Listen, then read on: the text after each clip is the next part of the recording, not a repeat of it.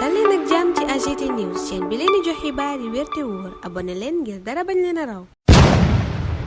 AGT News. Bismillah daleen ak jàmm ci chaîne bi ngeen taamul seen bopp AGT News yéene kaay yépp ci fitna gi Ndakaaroog yeneen goxi réew mi gontoo démb lanu xëy Vox Populi ne li ko waral mooy dàqum élection yi. journal bi ne dàqum élection présidentielle bee taal réew mi démb Sénégal soobooti na ci fitna bakkanub étudiant yi root na ca Ndar ca yooyele manifestation Dakar Thiès Kaolack Ziguinchor Mbacké yéene kaay bi ne lu fa takk der yaak manifestant yi defante wut amut yéene kaay bi ne waaye takk der yooye nan doon fitnaale askan wi daa demoon ba ëpp ay taskatu xibaar sax fekk nañ leen ci seen liggéey toroxal leen fitnaal leen appel di ko ñaawlu niki Reporters sans frontières F24 ca boobale journal di woote ñépp ànd joxante loxo xeex ak Macky Sall teg ci moom pression ba mu wàcc li mu ngànk la jota am démb nag la muy xeeñ neexut ci gëti L'Observateur journal bi di ñu joxe xibaar ci faatuk Alpha Yoro Tunkara ca Ndar nittali ñu it bëccëgu démb bi ci Ndakaaru ak yeneen goxi réew mi ay woto journal bi ne taal nañu ko ay boutique gi magasin ñu dajji ko ab banque itam salfaañee nañ ko yéene kaay bi ne jàpp gi nag moom fu ngeen ko natt weesu na ko waaye la kenn mënta comprendre kenn nit mënu koo layal mooy ni ñu doon fitnaalee taskatu xibaar yi li am nag L'Observateur ne jaaxal na ONU jaaxal UE jaaxal USA ñi yëkkati ay càkkuteef jëme ca Macky moom nga xam ne décret bi dàq élection yi gaa yaa ngi koy songu ca Cour suprême Dakar moom soobooti na ciy jàppante ki fitna laas moo ni gisee waxee noona it ci xëtam gu njëkk xamal ñu fa ne luy tolloog juróom fukki nit mbaalu ko ëpp teg nañu leen loxo démb ci manifestation yi amoon ca Diourbel Touba ak Mbacké ca Ndar laas ne ab étudiant lañu fa dóor bal mu faatu tax Le Réveil ne diluk Macky Karim faatagum na benn bakkan yéene kaay bi ne Ndakaaru moom démb daa salfaañoo woon biir réew mi ne ko danduma ay banque ay station essence ki woto yéene kaay bi ne lépp lanu taal Le Réveil ne loolaa waral États-Unis di teg pression ci kaw Macky Sall ndax li yëpp dakk Union européenne naka noona ñoom ñi wone te yeesalaat seen ñàkk ànd ci dàqum élection yi Antonio Guterres ne li xew Sénégal moom daf koo jaaxal Cheikh Niass booba jamono naan man maay kiy génnee Macky Sall ca pale ba jiite réew mi bundu xataalu taskatu xibaar yi Le Réveil mag ñu koy yeggee ne ab journaliste bu jigéen bu ne ca Seneweb dañu koo fitnaal toroxal ko gaañ ko ba hôpital principal la mujjee ca service urgence source a moom gis lu mu tuddee coïncidence troublante maanaam tombé gu doy waar di faatug maam Gorgui Ndiaye ca jamono ju ay takk der newee ca boori këram di sànni ay gaz lacrymogène Farba Ndiaye kenn ci doomi maam Gorgui Ndiaye ne saxaaru gaz lacrymogène yi dañoo tas ci kër gépp ba yegg ci néegam ginnaaw loola lañu ko yóbbu ci beneen néeg waaye fanweeri simili lañ ca teg mu faatu nee na nag mënuñoo wax ndax grenade lacrymogène yee ko faatam déet waaye ma ngay fàttali ni bakkan moom ci loxol sunu borom la ne bakkanub étudiant ba rot ca Ndar journaliste yi ñu bundu xataal ba nuppi teg leen loxo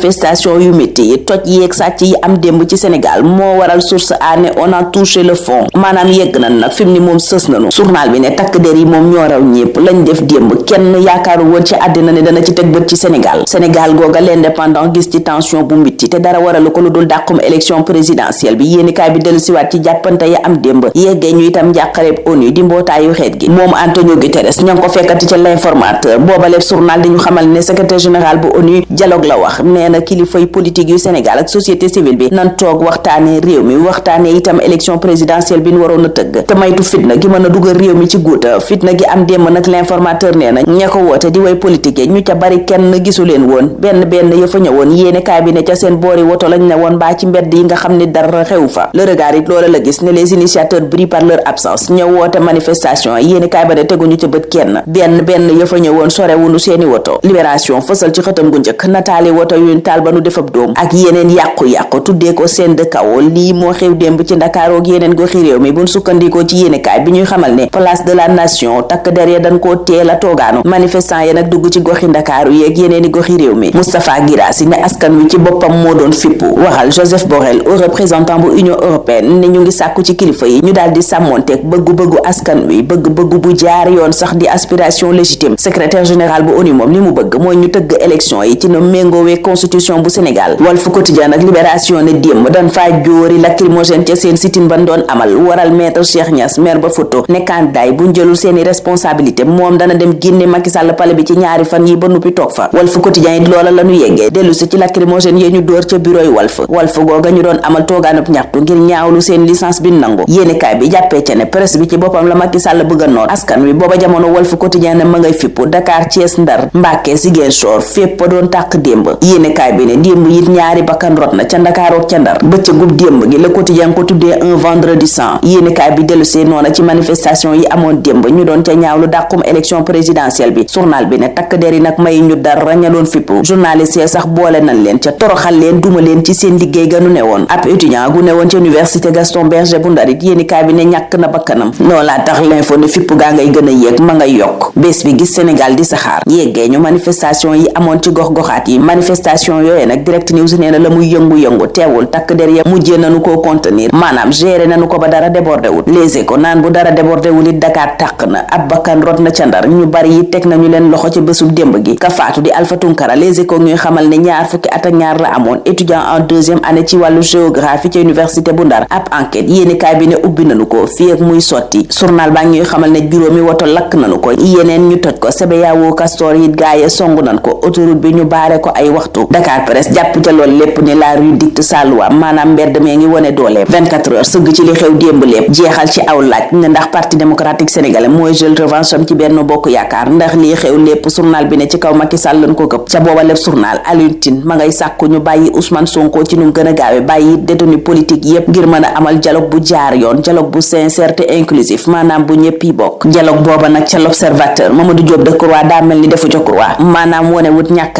ànd ndax ma nga naan li gën a yenu maanaam mooy ñu dialogue balaa ñoo dugg ci guuta waaye waru ñoo xaar ba dugg ci guuta soog a woote dialogue booba it Union européenne ca lay woo ñi sekk réewum Sénégal waaye ma ngay sàkku ca kilifa yi ñu amal élection bi nu mu gën a gaawee loola it la waa États-Unis bëgg waral ñu ànd ak CEDEAO ci communiqué bi mujjee génne nee nañu amal élection yi ci kaw sàmmonte calendrier électoral bu Sénégal maanaam jamono ji ñu war a amalee élection bi nanu ko ca tëgg jàmm ni ñooy bëgg ñu tëgg élection yooyu ca bés ba ko constitution bi jàppee woon moo waral fukki candidat ñeent journal bi ne songi ji nañ décret Macky Sall bi ca kanam cour suprême juróom-ñaari sage yu conseil constitutionnel yéen yóbbu après cour ca seen kanam yi ngir ñu gàntal dàqub élection geeg coppite gi naroon indi ci article 31 bu constitution Sud Quotidien nee na ña ngay sàkku ca ñoom ñu wax yoon fàttali itam lii droit ca noona sax bés bi le jour ma nga ñuy fàttali la Pape Oumar Sakho bindoon ci wàllu kaaraangeek yoon ca atum 2019 yéenekaay bi ne kàddu yooya mu yëkkati woon daa mel ni tey jii la ko doon bindal taskatu xibaar yi nag booba jamono moo xam ñiy bindam ñiy wax enquête nee na ñoom ñépp la ñu bëgg mooy ñu jële fi maître Moussa Bocar Thiam Amadou Ba booba jamono ma ngay satal deram ci tuumay ger yenu ngàll ca ndoddam ñeel conseil constitutionnel la candidature Karim Wade bi ca bés bi le jour mu ne dara amu ca ay tuumay nen la ca lii quotidien Amadou Ba nga naan awma benn intérêt ci Karim Wade bokk mbaa mu bañ a bokk ci élection yi te àddina dinañu àtte yéenekaay bi ne ab waxtaan la wu mu sekk ak waa Jeune Afrique ci tuuma yenu ngàll ca ndoddam muy ger gu mu ger ñaar ñu bokk ca conseil constitutionnel ngir ñu gàntal candidature Karim Wade ñu des ak Amadou Ba mi doon dajeek central syndical yi yéenekaay yu bari yeggee ñu la mu waxanteek ñoom Vox Populi ne moom premier ministre xayma na jéego yiñ def ak syndicat yi dikk na itam ca la ñuy xaar ca ñoom waaye journal bi ne moo di giro yebbi na ay dëggam ci kanam premier ministre Amadou Ba woo nguur gi itam ci ñu gën a taxawu liggéeykat yi wooteeb Seydina Limamou Laye bi moom mooy yitteel Le Soleil journal bi ne yoo fa ngay woote ngir ñu dakkal fitna gi te jiital njariñu réew mi waxtaanit ba déggoo L'Observateur it ca appel booba la xëy ne mi ngi mel ni démb lan ko def woote gi nag yéenekaay bi ne mi ngi tënku ci booloo doon benn saxal jàmm ci dundu askan wi waaye itam ci làngu politique bi ñu jóge ci politique bi wax ci tàggat yaram ak stade mi nu yëgal ne final coupe d'Afrique des nations bi dimanche bi lay am diggante Nigéria ak Côte d'Ivoire yéenekaay wiy laaj ndax revanche lay doon am confirmation fii ak tontu lay ñëw tribune mi nuy tàgge Maam Gorgui Ndiaye ma ngay dellu si ci jaar-jaaru booba lépp champion ñun foofa la ñuy jeexale tey ñaanal leen kendal ak jàmm dig daje altine incha allah. AGT News.